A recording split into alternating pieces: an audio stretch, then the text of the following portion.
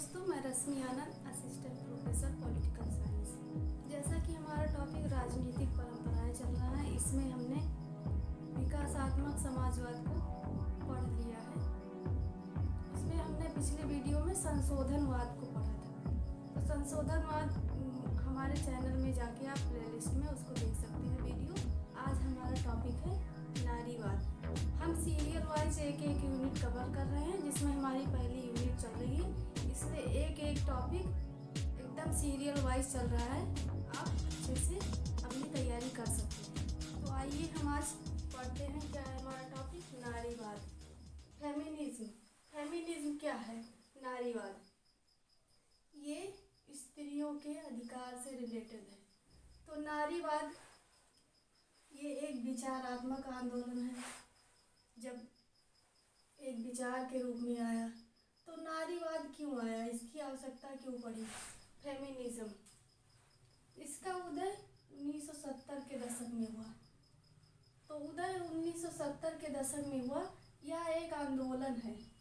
आंदोलन किस लिए छेड़ा गया कि समाज में स्त्रियों को इतनी बुरी दुर्दशा हो गई थी, उनको हर किसी भी सब चीज़ के अधिकार से वंचित रखा जाता था और उन्हें असमानता का सामना करना पड़ता था। समानता नहीं, स्वतंत्रता थी नहीं, उनके न्याय के सब चीज़ के अधिकार से क्या है, उनको वंचित रखा जाता था। उनको हीन दृष्टि से देखा जाता था, एक दासी की तरह। जैसा कि अरस्तु ने कहा है कि नारी क्या है, एक दासी के समान है। तो हम अभी इसके बारे में रिलेटेड चर्चा करते हैं कि नारीवाद क्यों आया, इसकी आवश्यकता क्यों पड़ी। तो समानता, स्वतंत्रता और न्याय के सिद्धांत से ये रिलेटेड है। यह आंदोलन, यह एक आंदोलन है जो समाज में स्त्रियों को उनके अधिकार दिलाने के लिए यह आंदोलन छेड़ा गया कि स्त्रियां क्या है, स्त्रियां लिंग के आधार पर उनकी तुलना नहीं की जा सकती। स्त्री पुरुष क्या है, एक समान है, मानवीय प्राणी हैं, ना कि एक। तो यह आंदोलन है समाज में स्वतंत्रता, समानता और न्याय के सिद्धांत से रिलेटेड है। समाज में पुरुषों की अपेक्षा क्या है, नारियों की स्थिति, भूमिका और अधिकार से रिलेटेड है। जैसा कि हमारा टॉपिक नारीवाद है, तो इसमें नारियों, स्त्रियों की स्थिति, भूमिका और अधिकार से रिलेटेड है। नारी की पराधीनता और नारी के प्रति, जो नारी पराधीन हो गई थी और नारी के प्रति होने वाले जो अन्याय, जो उसके प्रति अन्याय हो रहा था एकदम, पर ध्यान केंद्रित करता है ये नारीवाद। और इसके निराकरण, जो ये पराधीन हो गई है और अन्याय हो रहा है इस पर, स्त्री पर, तो इसको दूर करने के उपायों पर विचार करता है क्या, नारीवाद। तो नारीवाद क्या है, स्त्रियों की दुर्दशा सुधारने के लिए, जो उसका अन्याय हो रहा था, पराधीन हो गई थी नारी, समानता, स्वतंत्रता और न्याय से उसको वंचित कर दिया गया था, इन्हीं सब अधिकारों को लेकर ये नारीवाद आया।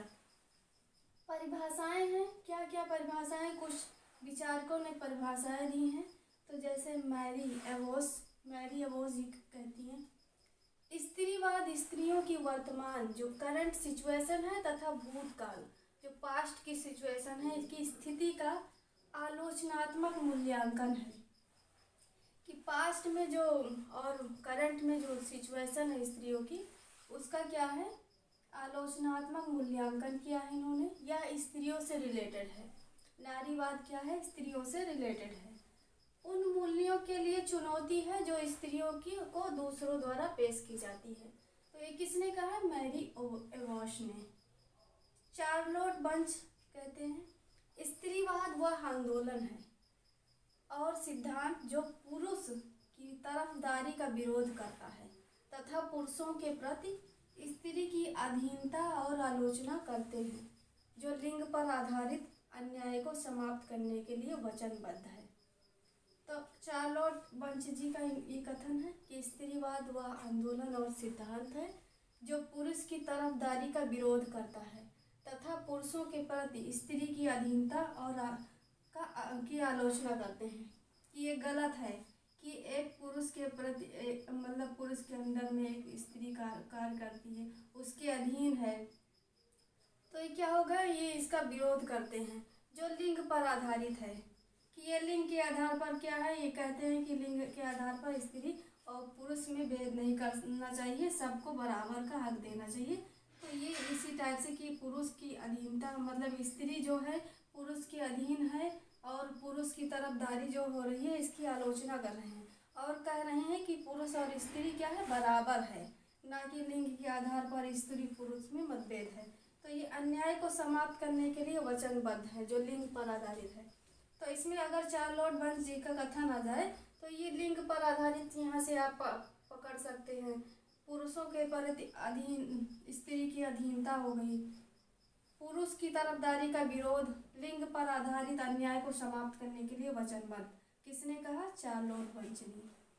अब जॉन चार्वेट जी का कथन है, स्त्रीवाद क्या है। स्त्रीवाद मौलिक योग्यता के पक्ष में पुरुषों तथा स्त्रियों में कोई अंतर नहीं है। ये कहते हैं कि स्त्रीवाद पुरुषों और स्त्रियों में कोई भी अंतर नहीं है, क्योंकि स्त्री और पुरुष क्या है, एक मानवीय प्राणी है। इस पक्ष में कोई भी पुरुष प्राणी या स्त्री प्राणी नहीं, बल्कि क्या है, वह एक मानवीय प्राणी है, वह नेचुरल से समान है, मानवीय प्राणी है। मनुष्य का स्त्रीत्व तथा महत्व लिंग के पक्ष से स्वतंत्र है। लिंग के आधार पर स्त्री पुरुष में मतभेद नहीं करना चाहिए, क्योंकि वे समान रूप से एक मानवीय प्राणी है, ना कि लैंगिक प्राणी। तो हमें लगता है कॉन्सेप्ट आपका उधर का क्लियर हो गया होगा। ये हम देखते हैं नारीवाद का विकास। तो नारीवाद का विकास कब हुआ, 18वीं और 19वीं शताब्दी में यूरोपीय विचारधारा के रूप में शुरू हुआ। तो ये बहुत ही इम्पोर्टेंट है कि जैसे नारीवाद का विकास आ जाए कि कौन सी विचारधारा से रिलेटेड है, तो यूरोपीय विचारधारा से रिलेटेड है।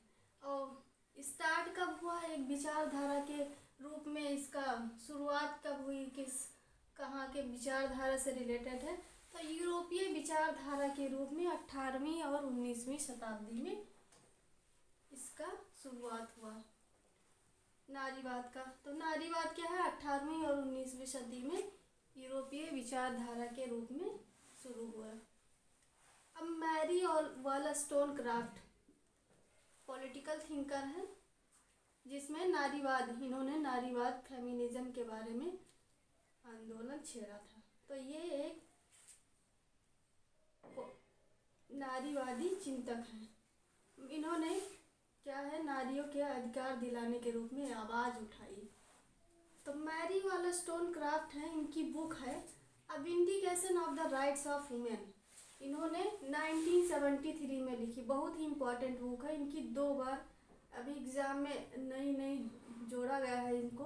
फेमिनिज्म का टॉपिक अभी 1-2 साल हुआ यूजीसी नेट के एग्ज़ाम में जुड़ा है नारीवाद, पहले ये नहीं था, अभी जुड़ा है।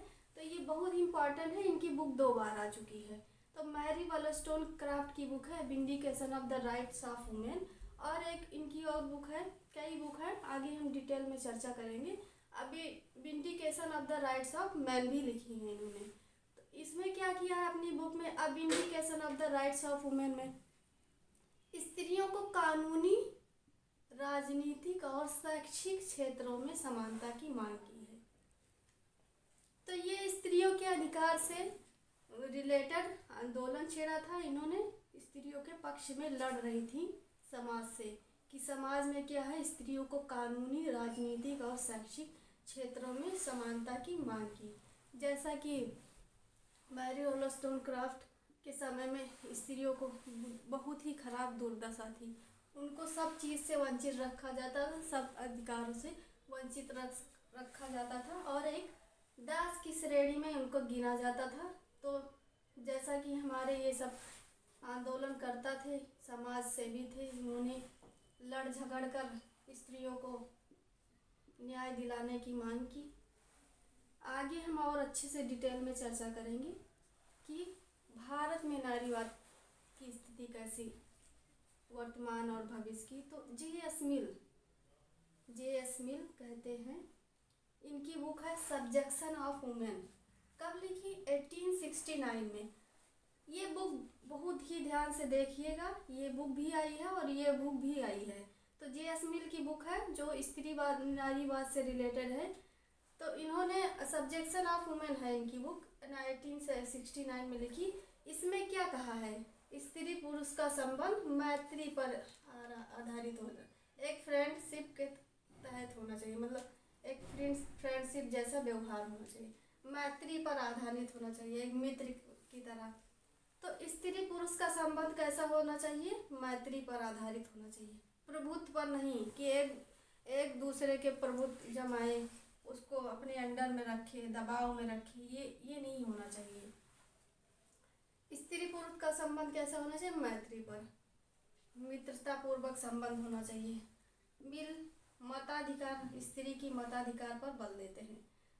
तो इनका संबंध कैसा होना चाहिए? मित्रतापूर्ण होना चाहिए और स्त्री के मताधिकार पर बल देते हैं।